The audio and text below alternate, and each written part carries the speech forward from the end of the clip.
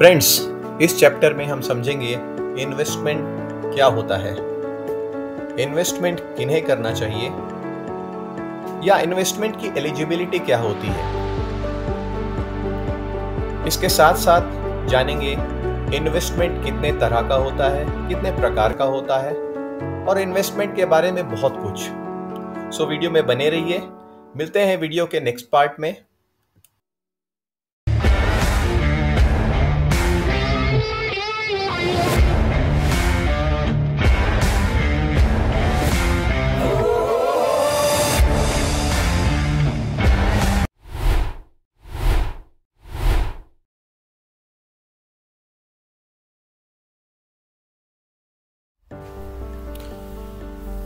Hi friends, welcome to let's trade stock. उम्मीद करता हूँ आप सभी ठीक ठाक होंगे। आज के इस चैप्टर में हम इन्वेस्टमेंट के बारे में समझेंगे। जब इन्वेस्टमेंट की बात आती है तो सबसे पहले इन्वेस्टमेंट के बारे में हमें समझना ये ज़रूरी है कि इन्वेस्टमेंट क्या होता है, इन्वेस्टमेंट की डेफिनेशन क्या है, इन्वेस्टमेंट किसे कहते हैं। एक नॉर्मल लैंग्वेज में हम ये समझ सकते हैं कि अपने पैसे को या अपनी पूंजी को किसी ऐसी जगह पे लगाना या किसी ऐसे प्रोडक्ट को खरीदना या किसी ऐसे एसेट को खरीदना जो कि over the period of time हमारी पूंजी को एनहांस कर सके, बढ़ा सके। ये एक सिंपल सी डेफिनेशन है इन्वेस्टमेंट की, जो आप सभी लोग समझते भी होंगे और जानते भी होंगे। और डिस्क्रिप्टिव डेफिनेशन समझने के लिए हम ऑब्वियसली गूगल की हेल्प ले सकते हैं।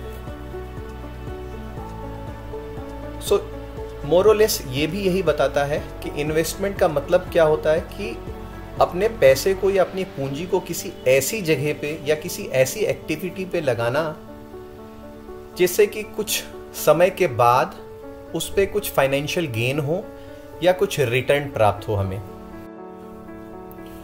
फॉर एग्जाम्पल, किसी ने एक लैंड खरीदा और 5 साल उस लैंड को अपने साथ रखने के बाद 5वें साल में उसने उस लैंड को बेच दिया।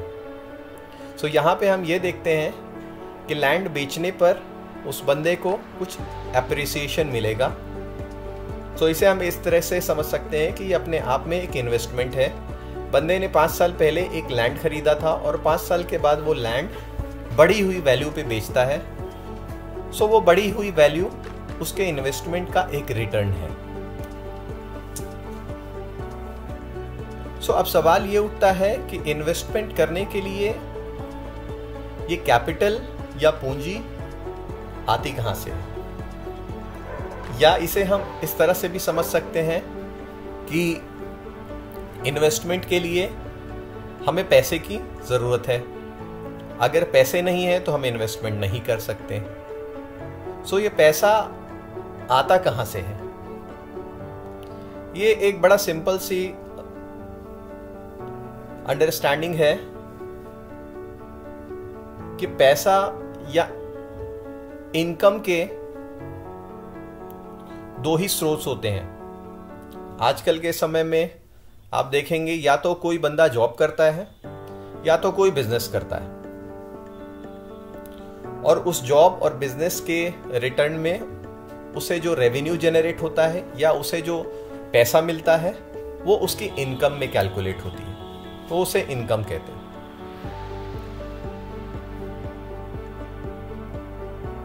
इनकम हमारी, चाहे वो सैलरीड इनकम हो, चाहे हमारी वो एक बिजनेस इनकम हो, वो इनकम का भी एक पर्पस होता है कि हम उस इनकम से अपनी ज़रूरतों को पूरा कर सकें या अपने जीवन को चला सकें। रूटीन बेसिस पे लाइफ की जो रिक्वायरमेंट है, जो ज़रूरतें हैं, वो ज़रूरतें उन इनकम से पूरी होती हैं। जैसे हम समझ सकते हैं कि हर इंसान को खाना बहुत ज़रूरी है, तो हमारी उस इनकम में एक ग्रोसरी की नीड पूरी होती है। हमारी एजुकेशन, बच्चे अगर पढ़ते हैं तो बच्चों की फीस जाती है, और तरह तरह के बहुत सी ज़रूरतें हैं जो उस इनकम के थ्रू पूरी होती हैं। सो एक बार जब हमारी इनकम एस्टेब्लिश हो जाती है, सो उसी के अकॉर्डिंग हमारे खर्चे भी एस्टेब्लिश होते हैं। या इसे इस तरह से कह सकते हैं कि जब पैसा हमारे पास होता है तो हम अपने खर्चों को भी मेंटेन करते हैं कि हमें कहाँ खर्च करना है, कैसे खर्च करना है या क्यों खर्च करना है। अभी इन खर्चों में कुछ खर्चे ऐसे होते हैं जो कि हम अवॉइड भी कर सकते हैं और कुछ खर्चे ऐसे होते हैं जिन्हें हम अवॉइड नहीं कर सकते या मैंडेटरी होते हैं, जिनमें से सबसे इंपॉर्टेंट है खाने पीने के खर्चे। उसके अलावा और भी खर्चे हैं, उसके बारे में हम ब्रीफ में थोड़ा बाद में समझेंगे। तो फिलहाल हमें यह समझ में आता है कि जहां पे इनकम है वहां पे खर्चे भी हैं। सो खर्चे और इनकम का बहुत गहरा संबंध है आपस में, और ये एक दूसरे के पूरक हैं। जैसा कि मैंने बताया कि जहां पे इनकम है वहां पे खर्चे जरूर होंगे। ऐसा हो ही नहीं सकता कि इनकम सिर्फ इनकम रहे और खर्चे ना हो, या जहां पे खर्चे हैं वहां पे जरूर कोई इनकम होगी। सो एक सिंपल कैलकुलेशन में हम ये समझ सकते हैं कि हमारी जो भी इनकम होती है या हमारी जो भी इनकम है उसमें से अगर हम अपने खर्चों को निकाल दें या सारे खर्चे करने के बाद जो भी पैसा हमारे पास बचता है उसे हम एक बहुत आसानी से समझ सकते हैं कि उसे हम सेविंग कहते हैं। सो अगर हम अपने सारे डिस्कशन को समराइज करें तो यहाँ पे हमें ये समझ में आता है कि इन्वेस्टमेंट करने के लिए हमारे पास एक कैपिटल की ज़रूरत होती है। वो कैपिटल कहाँ से आती है? हमारी इनकम से आती है। जब हमारे पास एक इनकम होती है तो उसी के अकॉर्डिंग हमारे खर्चे भी होते हैं। सो जो भी हमारे इनकम है उसमें से अगर हम अपने खर्चों को निकाल दें या खर्चों को माइनस कर दें, उसके बाद जो भी हमारा पूंजी या पैसा बचता है उसे हम सेविंग्स कहते हैं। इसको हम इस छोटी सी स्लाइड से समझ सकते हैं कि इनकम के अलावा जो भी हमारे खर्चे हैं उनको घटाने के बाद जो भी हमारे पास पैसे बचते हैं उन्हें हम सेविंग कहते हैं। आजकल के नॉर्मल सिनेरियो में अगर आज की सिचुएशन की हम बात करें तो एक व्यक्ति औसतन अपनी इनकम का 80% खर्चों में डाल देता है, यानी 80% पैसे उसके खर्च हो जाते हैं और उसकी सेविंग्स जो है वो 20% के आसपास आती है। ये कोई एक्यूरेट डेटा नहीं है, बट एक लमसम एक फिगर निकाली जा सकती है या समझ सकते हैं। औसतन एक आदमी की 80% खर्चे निकल जाते हैं इनकम में से। सो अभी हमारे पास सेविंग्स आ गई, मेरे पास एक बचत आ गई, तो क्या मैं इन सेविंग को भी इन्वेस्टमेंट में यूज कर सकता हूं? तो जवाब है नहीं।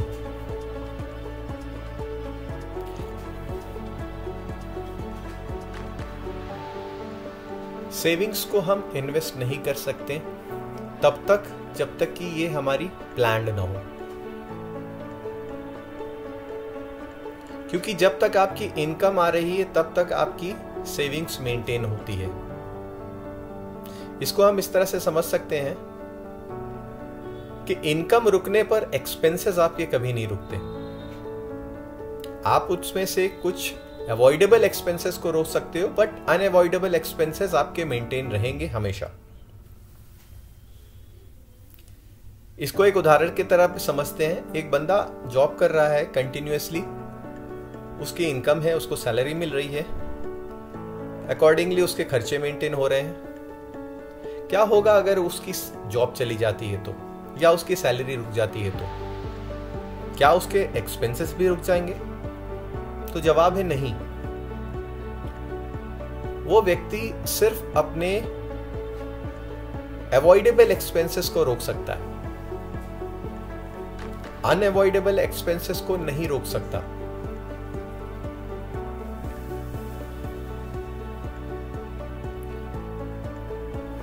अनअवॉइडेबल एक्सपेंसेस जैसे हमने समझा एक मैंडेटरी एक्सपेंस होते हैं जो होने ही होने हैं। एग्जाम्पल, खाने पीने के खर्चे, बिजली के खर्चे, घर का खर्चा। ये खर्चे ऐसे हैं जिनको आप अवॉइड नहीं कर सकते।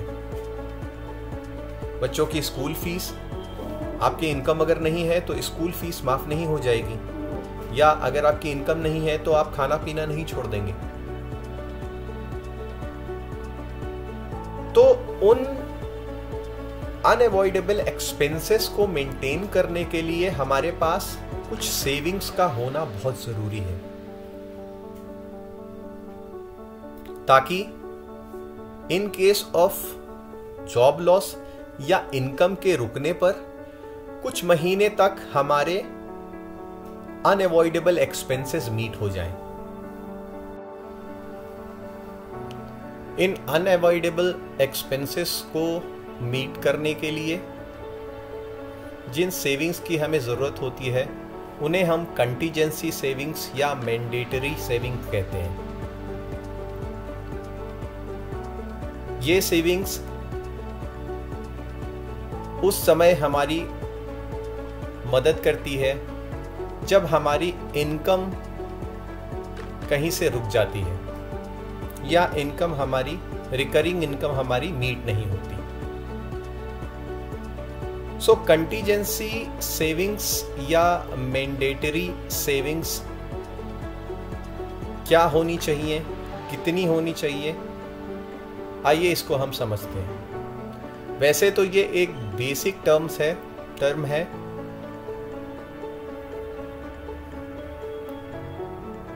कि आपके जो भी मंथली एक्सपेंसेस हैं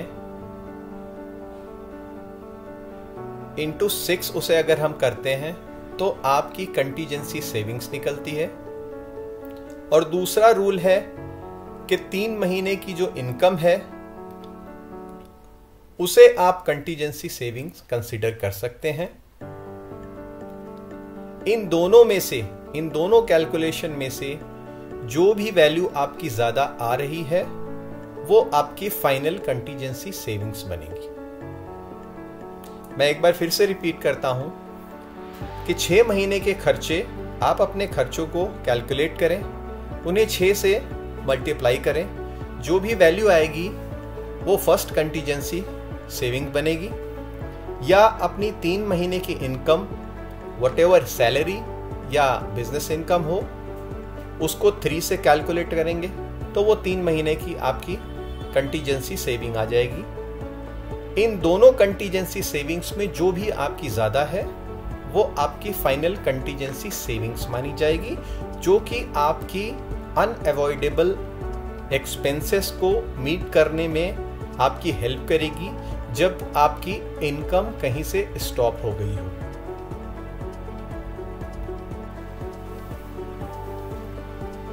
सो आइए एक एग्जाम्पल के तौर पे इस कंटीजेंसी सेविंग को और अच्छे से समझा जाए।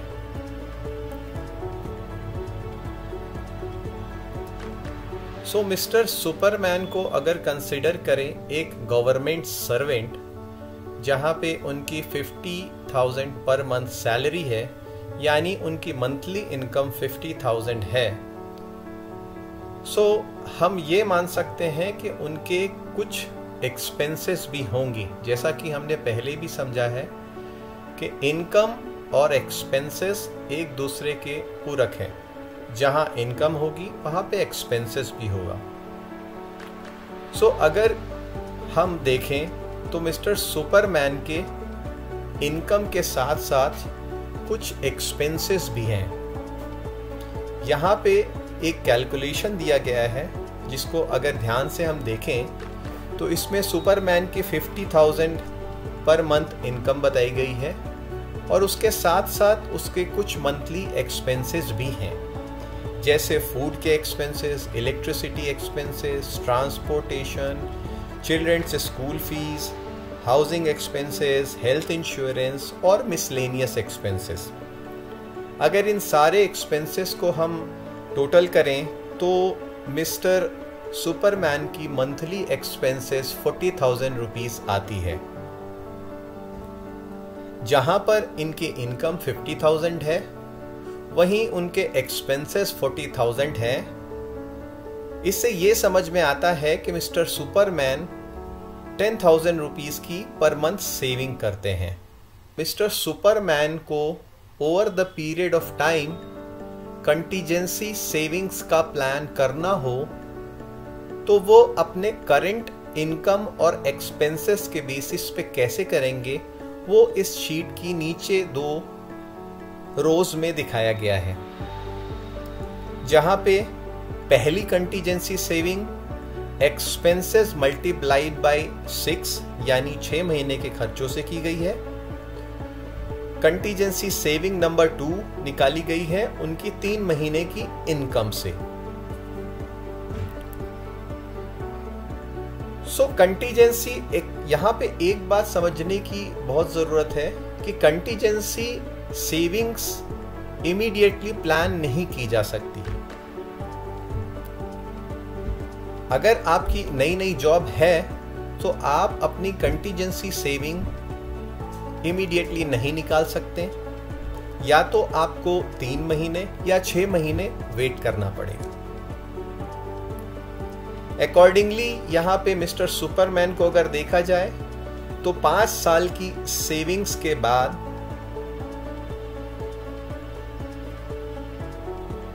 उनके पास 3 लाख रुपए का एक कॉर्पस जमा है। अगर इसमें इस 3 लाख रुपए में से मिस्टर सुपरमैन अपनी कंटीजेंसी प्लान करेंगे तो 2,40,000 रुपए एक कंटीजेंसी सेविंग्स आएगा।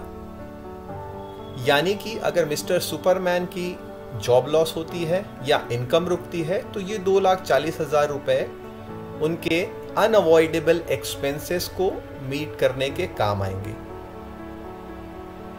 इसके अलावा मिस्टर सुपरमैन के पास 60,000 का एडिशनल सेविंग्स आ रही है, जिसको ये प्लान कर सकते हैं इन्वेस्टमेंट के लिए। जैसा कि हमने कंटीजेंसी सेविंग्स के और इसके कैलकुलेशन के बारे में बहुत अच्छे से समझ लिया है।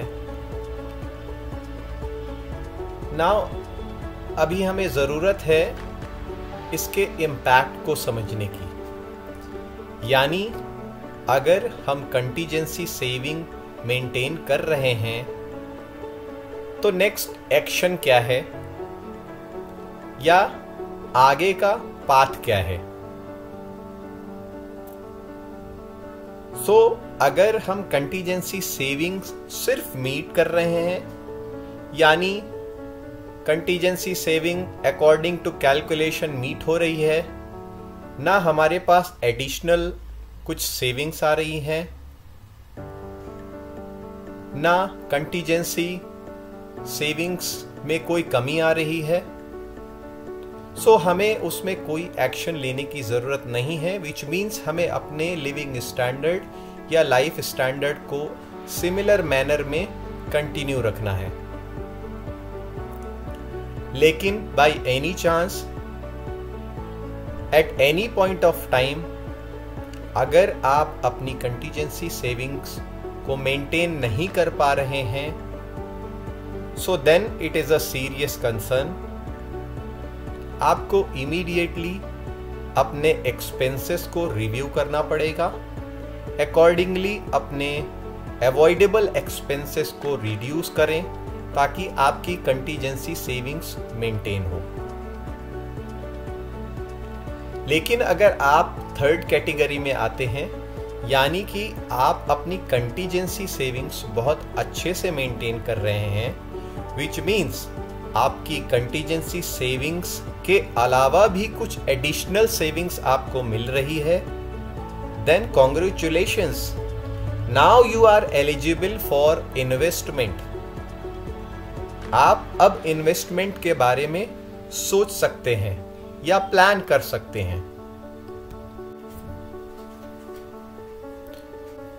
आज के इस एपिसोड में हमने समझा इन्वेस्टमेंट के बारे में, इनकम और एक्सपेंसेस के रिलेशन को।